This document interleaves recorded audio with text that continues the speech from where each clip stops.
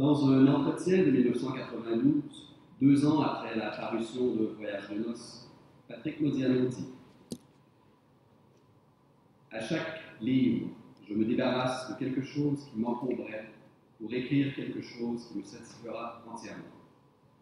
Mais une fois qu'on a écrit un livre, on ne peut plus revenir sur les choses dont on a parlé. Alors, c'est un nettoyage par le vide. Pourtant, il reviendra sur l'histoire ayant inspiré le roman de 1990 avec Dora Bruder en 1997. Le nettoyage n'aura donc pas été aussi exhaustif. La satisfaction n'aura pas été entière. Pourquoi un tel retour? Les 2 livres ont la même origine, une rubrique de journal datée du 31 décembre 1941, sur laquelle Modiano est tombé par hasard à la fin des années 80. Mise côte à côte, la version de Voyage de noces, ici à gauche, apparaît comme une sorte de succès d'année de la version du Paris Soir, avec quelques modifications, dont entre autres l'adresse qui, du 41 boulevard Ornano, passe au 39 bis du même boulevard. 39 bis, un peu plus que le 39, mais pas encore tout à fait le 41. Ersatz de 41. L'histoire de Voyage de noces a donc fait office de remplacement à l'histoire bien réelle de la petite Dora Bruder. Histoire incomplète et demeurée tout à fait inaccessible jusqu'à ce que Modiano s'attelle à une recherche d'archives et de témoignages, facilitée entre autres par Serge Klarsfeld, l'avocat et historien à l'origine du mémorial de la déportation des Juifs. Par souci de clarté, je dirais Dora Bruder pour parler du livre de Modiano et Dora tout court, si je puis dire, pour parler de la jeune fille en question. On peut donc dire de Dora Bruder, le texte, et d'autres l'ont souligné avant moi, qu'il s'agit d'une stèle, d'un lieu de mémoire où se joignent l'absence des corps et la présence des mots. Ce faisant, il y a assurément un désir de préservation de la mémoire des disparus, et j'ajouterais même un désir de ne pas les fondre en une masse compacte, les disparus, mais bien de reconnaître la singularité de l'expérience qu'ils ont faite de la barbarie. Pour ce qui nous occupe ici, ces disparus sont Dora et ses 2 parents, Ernest et Cécile Bruder. Ainsi, après le roman Voyage de noces, il y a donc eu une certaine insatisfaction, voire une certaine gêne à l'égard de la fictionnalisation d'une telle histoire. Le nettoyage par le vide, pour reprendre les termes que Modiano utilise, n'aura pu se faire à la première tentative. En reconnaissant qu'une fiction close ne pouvait répondre à un devoir de mémoire ouvert, Modiano a vraisemblablement perçu l'illusion soulignée par Paul Ricoeur dans le 3e tome de Temps et Récit, illusion contre laquelle le philosophe met en garde. Ricoeur dit « Dès lors que l'idée d'une dette à l'égard des morts, à l'égard des hommes de chair à qui quelque chose est réellement arrivé dans le passé, cesse de donner à la recherche documentaire sa finalité première, l'histoire perd sa signification. Avec le récit de 1997, ce vide de sens est comblé par la défictionnalisation de l'entreprise littéraire du roman de 90 et par le maintien à vif de l'idée de dette à l'endroit de Dora. Le manque d'informations, les trous de mémoire, les blancs historiques sont compensés en partie par une implication directe de la subjectivité de l'auteur. La biographie fragmentaire de Dora se demeura en effet une autobiographie modianienne, soucieuse de son rôle, soucieuse autant de ses capacités que de ses incapacités. Cette autobiographie suit essentiellement 2 axes temporels. Le premier, celui du souvenir ou des souvenirs de jeunesse, permet à Modiano d'effectuer des rapprochements personnels avec la fugue parisienne de Dora, sa vie possible sous l'occupation, ses arrestations et sa disparition. Le second axe temporel, celui de l'enquête elle-même, relate les démarches entreprises par Modiano pour accéder aux archives pour confirmer ou infirmer tel événement, telle hypothèse, tel point de détail. La nature fragmentaire des renseignements qu'il récolte ne devient alors pas tant un défaut qu'une qualité. Certes, il reconnaît pleinement le caractère ouvert et incomplet de son entreprise. Il dira: en écrivant ce livre, je lance des appels comme des signaux de phare dont je doute malheureusement qu'ils puissent éclairer la nuit. Mais j'espère toujours. Ces appels, pour avoir un sens, doivent se sortir de la seule lumière éblouissante, si je puis dire, et être intermittents. L'ellipse, le blanc et le silence sont d'ailleurs des traits qui traversent l'œuvre de Modiano et qui sont autant de manifestations de l'état morcelé de la mémoire, du pouvoir du non-dit et de la portée de l'indécis. Or, bien que l'ellipse soit souvent utilisée dans Dora Bruder, cette incapacité devient plutôt un moteur permettant de surmonter la fragmentation et outrepasser le silence en lui ajoutant une plus-value à laquelle la fiction n'a pas nécessairement accès. Dans ce qui suit, je proposais donc d'aborder le récit de Modiano sous un angle productif plus que constatif, et ce, en ayant pour point nodal l'évocation. Je chercherai alors à voir ce que nous dit le texte plutôt que ce qu'il nous cache. Je chercherai à comprendre comment le texte fait 2 pas en avant pour un pas en arrière, hésitant toujours à extrapoler sur les possibles actions, possibles pensées et possibles impressions de Dora. En effet, dans Dora Bruder, la démarche de Modiano se fait davantage sur le mode de l'évocation que sur celui de l'extrapolation. Extrapolation qu'il a par ailleurs mise pleinement en pratique dans le roman de 1990.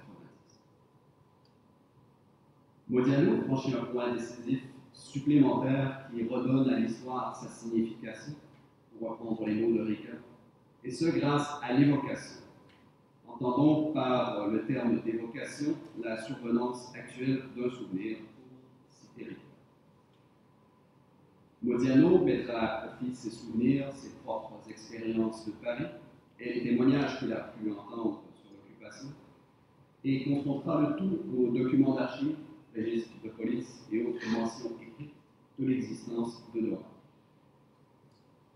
Dès lors, dans Dora Bruder, l'évocation a une fonction déclarative davantage qu'affirmative, permettant au sujet non pas de se dire, mais de se construire une identité par des moyens détournés, par des intermédiaires, en premier lieu par l'intermédiaire de l'autre, ici Dora, par ce qu'elle a été, ce qu'elle a pu faire, et grâce à cette figure de l'autre, de s'y associer personnellement, tout en gardant un certain mouvement, sa propre mémoire n'étant pas infaillible. Il s'agit donc d'une entrée dans l'expérience de l'histoire par l'intermédiaire de l'évocation. Je développe. L'évocation permet à Modiano de tracer un lien vers Dora. Évidemment, par là, il ne tente nullement de banaliser le destin tragique de Dora en lui associant son destin peut-être plus banal, le destin d'après-guerre. Il cherche plutôt à donner de la consistance à une personne évanescente qui autrement disparaîtrait dans les fentes de l'histoire. Plus précisément, l'évocation est une façon de limiter l'apport de la fiction dans sa quête de Dora, puisque Modiano peut miser sur sa propre expérience et créer des liens avec la jeune fille. Et quand extrapolation il y a, celles-ci sont aussitôt désamorcées par le doute, par l'absence de renseignements, par ses propres incertitudes. Je vais donner quelques exemples. Le désamorçage des extrapolations, lesquelles permettent en partie de remplir les blancs, atténue leur poids fictionnel et par la même occasion fait entendre la subjectivité propre de l'auteur. Cela peut prendre la forme d'une affirmation aussitôt mise en doute. Par exemple, ses parents ont amené Dora au cinéma Ornano 43. Il suffisait de traverser la rue. Ou bien y est-elle allée toute seule? D'une incertitude pleinement assumée. J'ignore quel uniforme portaient les pensionnaires. Tout simplement les vêtements signalés dans la vie de recherche de Dora. Je devine à peu près les horaires des journaux. ou encore peut-être de l'ordre du parallèle avec sa propre expérience à lui, ce qui permet d'illustrer, évidemment en partie, ses motivations à elle par l'intermédiaire de ses impressions à lui. Qu'est-ce qui nous décide à faire une fugue? Je me souviens de la mienne le 18 janvier 1960, à une époque qui n'avait pas la noirceur de décembre 1941. Mais il semble que ce qui vous pousse brusquement à la fugue, ce soit un jour de froid et de grisaille, qui vous rend encore plus vivre la solitude et vous fait sentir encore plus fort qu'un étau sur le soleil. Oui, par ces démarches, Modiano cherche à obtenir plus de renseignements, plus d'informations factuelles sur Dora, les horaires des journées, son habillement, ses habitudes. Mais le fond véritable de sa quête demeure inaccessible directement et en fait demeure uniquement accessible par un intermédiaire, c'est-à-dire par des analogies avec sa propre expérience des rues de Paris, de la solitude de certains quartiers et des motivations derrière sa propre fugue à lui. Il est d'ailleurs particulier que le narrateur de Voyage de noces, le roman, un adulte, soit en fugue pendant pratiquement tout le livre, fuyant ses responsabilités et sa vie, mieux remonter le temps et replonger dans ses souvenirs. Cet élément de l'analogie est entre autres subtilement mentionné au détour d'un chapitre sur le pensionnat de 5 heures de la rue qu'a fréquenté Dora. Modiano se désole de n'avoir pu rencontrer la supérieure du pensionnat, décédée 3 ans avant qu'il ne découvre l'existence de Dora. Mais c'est pour aussitôt se demander, mais après tout, qu'aurait-elle pu m'apprendre? Quelques détails, quelques petits faits quotidiens. Il est paradoxal d'évoquer le tout sous forme de question, puisque c'est précisément ce que le travail d'archives et la récolte de témoignages effectuent, obtenir quelques détails ou petits faits quotidiens supplémentaires pour dresser un portrait un peu plus clair de la disparue. C'est pourquoi j'ai mentionné que le fond véritable de la quête de Modiano demeure inaccessible directement. La véritable information recherchée, la phrase qui suit, nous le dit bien. Si généreuse qu'elle fut, toujours parlant de la supérieure fonctionnaire, si généreuse qu'elle fut, elle n'a certainement pas deviné ce qui se passait dans la tête de Dora Brunner, ni comment celle-ci vivait sa vie de pensionnaire, ni la manière dont elle voyait chaque matin et chaque soir la chapelle, les faux rochers de la cour, le mur du jardin, la rangée de lits du dortoir. En d'autres mots, ce sont les impressions, les sentiments, tout le vécu de l'intérieur que Modiano tente de retracer et tente de retrouver pour restituer du mieux qu'il peut ce que Dora aura été. Cela n'est évidemment possible que par l'intermédiaire de ses propres souvenirs, de sa propre expérience des lieux et de ses propres fugues. Bref, la subjectivité de l'auteur-narrateur permet certes de désamorcer les extrapolations, mais cette subjectivité demeure essentielle car elle agit comme un fil sous-tendant toute l'entreprise du récit Dora Brunner. Fil relayant également Modiano à la figure d'Or. Ce double fil est d'autant plus important qu'il permet de contrebalancer l'incertitude quant aux actions, pensées et sentiments de Dora par un certain souci d'exactitude. Par exemple, dans la mention des documents d'archives qui sont reproduits et qui, au fil du livre, occuperont de plus en plus d'espace. Mais souci d'exactitude aussi lorsqu'il parle de ses propres impressions et de sa propre expérience, lorsqu'il évoque ses propres souvenirs. Par exemple, comme ici, le boulevard Mortier est en pente. Pour le rejoindre, ce dimanche 28 avril 1996, j'ai suivi ce chemin. Les mentions de date exacte viennent en quelque sorte compenser l'incapacité à vraiment savoir ce qu'a bien pu faire Dora pendant ses fugues, savoir ce qu'elle a pu ressentir dans son quotidien au pensionnat, connaître les exactes dates de ses allées et venues. L'évocation joue ainsi un rôle compensatoire entre la subjectivité connue de Modiano et celle inaccessible de Dora. Par exemple, au détour d'un souvenir de jeunesse, Modiano dit « Vers 14 ans, ce terrain vague m'avait frappé.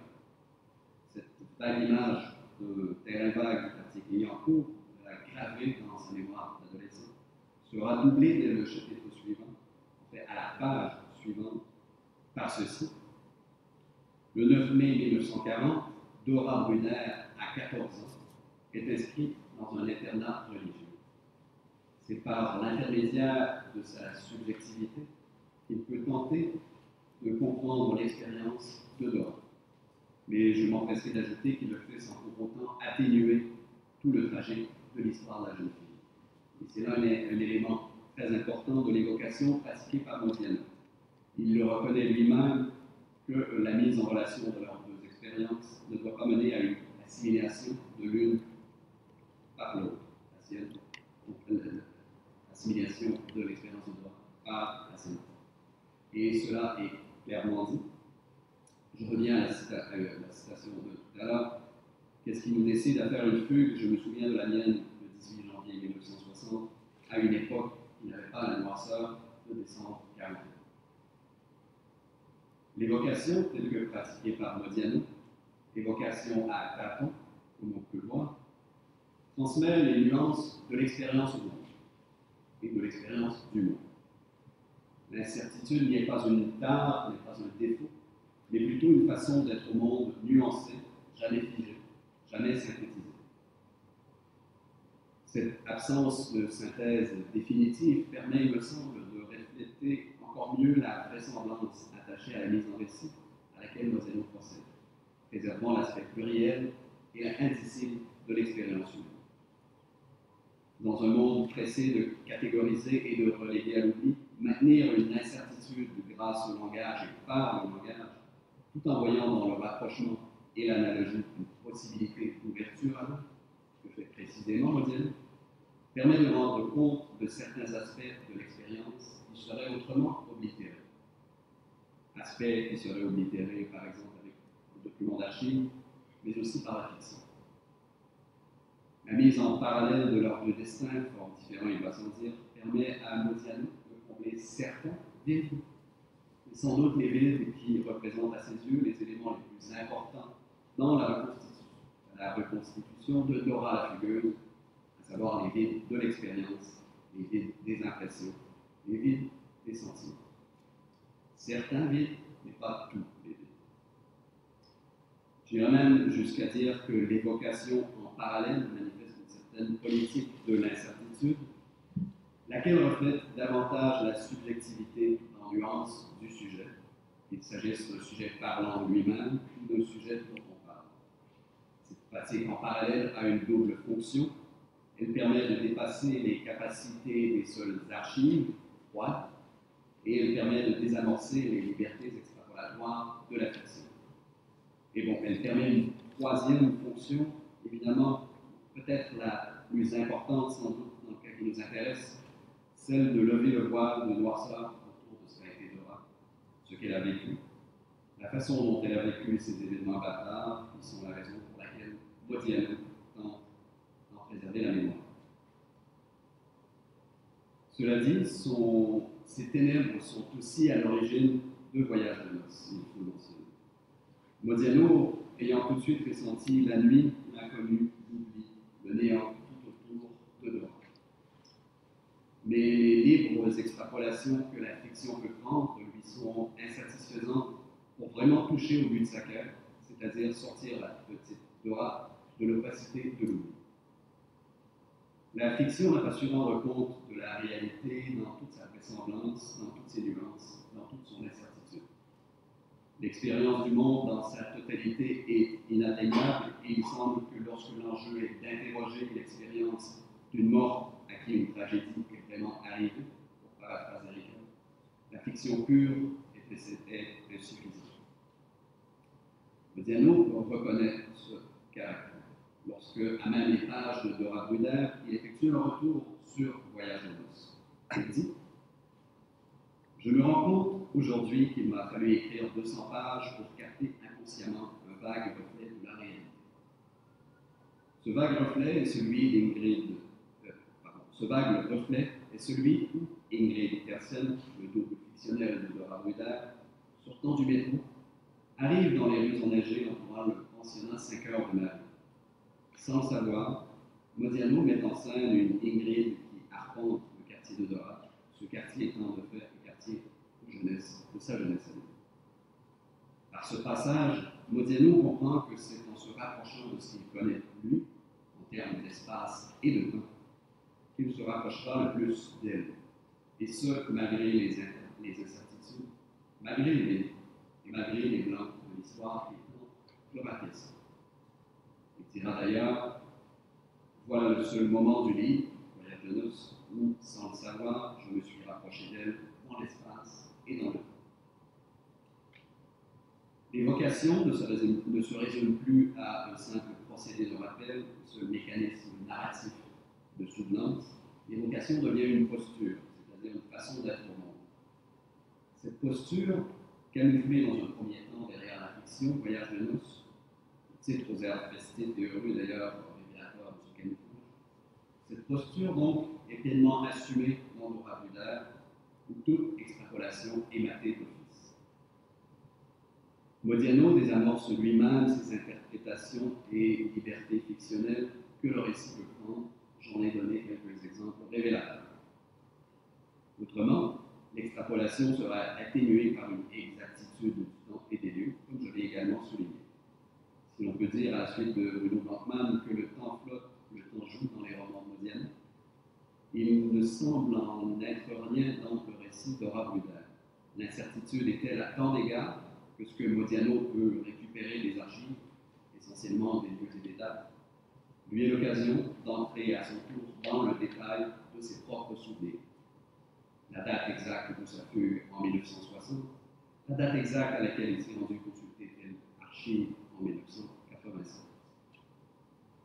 Cela est également un déclencheur d'évocation, lesquels auront pour base ses propres expériences de la fuite, de la ville et de l'adolescence.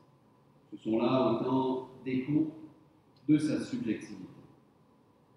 Il dira, j'ai eu la certitude brusquement que le soir de sa fuite, Dora s'était éloignée du pensionnat et en suivant cette route de la gare d'Orléans.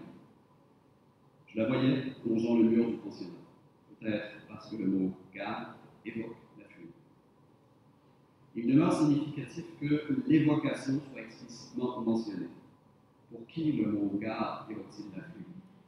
Pour Modiano, bien sûr, qui se rappelle ses propres souvenirs de fuite et de voyage, qui revient presque mal. Même si elle demeure purement subjective, cette certitude n'en contribue pas moins à l'élaboration du portrait de Dora. Les autobiographèmes de Modiano contribuent ainsi à donner une dimension psychologique au personnage de Dora, tandis que les quelques informations sur les possibles allées et venues de Dora permettent à Modiano de les aborder et de les interpréter sous l'angle de l'autobiographie. Cette importance de l'angle autobiographique peut sans doute aussi expliquer l'absence totale de Serge Klarsfeld dans le récit. Modiano et lui ont entretenu un échange soutenu, Klarsfeld l'aidant dans ses recherches, lui offrant tel renseignement, tel témoignage. Leurs lettres ont d'ailleurs été reproduites dans le cahier de Lerne consacré à Modiano, et Klarsfeld s'est désolé de constater son absence après la lecture du livre de Modiano. Cette subjectivité, aussi présente que nuancée, n'est donc pas tant un défaut qu'une qualité pour l'entreprise dans laquelle s'est lancé Modiano. Ces impressions ne sont pas moins valides que les témoignages et documents d'archives pour véritablement entrer dans la tête de Dora, pour dépasser les seuls petits détails quotidiens et pour vraiment comprendre l'expérience de la trace de l'empreinte, c'est-à-dire l'expérience du vide, du creux ressenti. Cette expérience, Modiano la rend particulièrement palpable, vivante, présente dans le lieu. Il écrit « On se dit qu'au moins les lieux gardent une légère empreinte des personnes qui les ont habités. Empreinte, marque en creux ou en relief. Pour Ernest et Cécile Brudère, pour Dora, je dirais, en creux. J'ai ressenti une impression d'absence et de vide chaque fois que je me suis trouvé dans un endroit où ils avaient vécu. Ces impressions in absentia sont associées à des impressions bien réelles des lieux, lesquelles transmettent un état d'esprit, un sentiment dont on peut penser qu'il soit généralisable, contagieux. Cela ajoute un appui supplémentaire à la valeur de la subjectivité dans un récit qui, a priori, veut renverser la fiction commise dans Voyage de noces. Et cela démontre en outre que subjectivité et fiction ne vont pas forcément de pair. Je citerai un dernier exemple tiré de Dora Bruder, lequel me semble bien cristalliser cet enjeu. J'ai marché dans le quartier et au bout d'un moment, j'ai senti peser la tristesse d'autres dimanches dont il fallait rentrer au pensionnat. On constate ici le renversement du fardeau de la subjectivité, puisque c'est le poids d'autres dimanches, le poids d'une tristesse d'un autre temps, le poids de la tristesse de Dora, qui pèse maintenant sur les épaules de Modiano. Ainsi, l'étude de l'évocation dans Dora Bruder permet-elle de mieux voir la place que Modiano occupe dans son propre récit et de voir par là son expérience d'écriture, de même que sa démarche de souvenance, aussi subjective qu'incomplète. Cette subjectivité et cette incomplétude permettent de remettre en cause la proposition fictionnelle de Voyage de noces, en ouvrant vers une expérience du monde plus vraisemblable et peut-être même plus véritable, parce qu'incertaine. Et si le temps souille et détruit, comme Modiano le dit si bien dans Dora Bruder, cette souillure et cette destruction peuvent être partiellement compensées en reconnaissant précisément leur présence, c'est-à-dire en tentant pas de créer l'illusion d'un souvenir lisse, d'une archive totale, d'une histoire infaillible qui serait capable d'en appeler jusqu'au menu détail. L'abandon de la fiction romanesque permet donc de lever un autre masque d'illusion, lequel pourrait travestir la dette à l'égard des morts et par là faire perdre à l'histoire sa signification, pour reprendre les mots de Ricard cités au début de mon intervention. Modiano dira dans un pédigré, récit autobiographique paru en 2005, « Et les jours, les mois passent, et les saisons. Quelquefois, je voudrais revenir en arrière et revivre toutes ces années, mieux que je les ai vécues. Mais comment? À défaut de pouvoir physiquement revenir en arrière pour revivre le passé, il peut, grâce à l'écriture, revenir en arrière pour nuancer le passé et l'interroger. Le nettoyage par le vide, auquel il a pu prétendre au début des années 90, ne sera assurément pas aussi exhaustif. Mais cela découle sans doute du simple fait qu'il mène, dans toute son œuvre, une lutte incessante contre le plus grand des vides, celui de l'oubli.